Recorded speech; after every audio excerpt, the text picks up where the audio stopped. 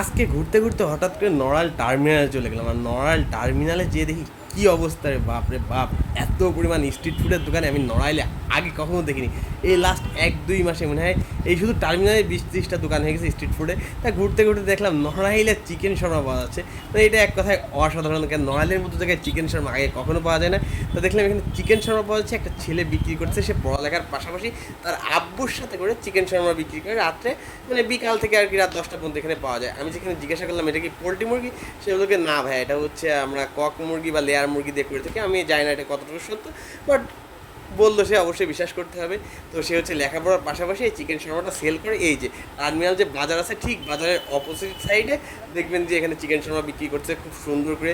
পাশে আখের দোকান আছে, তার পাশে একটা ভুড়ির দোকান আছে, সেখানে ভুড়ি আর বড়া বিক্রি করছে। তা মোটামুটি আমার কাছে ভালোই লাগলো, ফ্রেশ লাগলো। আর সে বানাচ্ছিল, গ্লাভস পরে কাজগুলো করতেছিল, এটা আরও বেশি ভালো লাগছিলো। তো সে মোটামুটি সুন্দর করে বানাচ্ছিল। আমি জিজ্ঞাসা করলাম যে কেমন কী দেখি, সে না তা বললাম কি যে এক আইটেম দিয়ে নড়াইলে কেমন চলতেছে, তো বলতে সব মোটামুটি ভালোই লাগছে। দামও সে এখন রিজনেবল রাখছিল, মাত্র 60 টাকা করে রাখছিল সে। তো অ্যাভারেজ সব কিছু মিলাই মোটামুটি সুন্দরই লাগছিল। এখন ছিল খারাপ, আসলে কি 60 টাকা হিসেবে নড়াইলের চিকেন শর্মাটা পাওয়া যায়, এটা কি আসলেই ভালো কি ভালো না। তারপরে পড়ালেখার পাশাপাশি এখন নিজে একটা বিজনেস করতেছে উদ্যোক্তা হিসেবে, এটা আরও বেশি ভালো লাগলো যে নিজের খরচ নিজে চালাচ্ছে এবং ফ্যামিলিকেও হেল্প করছে। তার বাবাও নাকি বিকেলের পরে তার সাথে এখানে হেল্প করে। মানে সব কথায় এক কথায় অসাধারণ ছিল সব কিছু।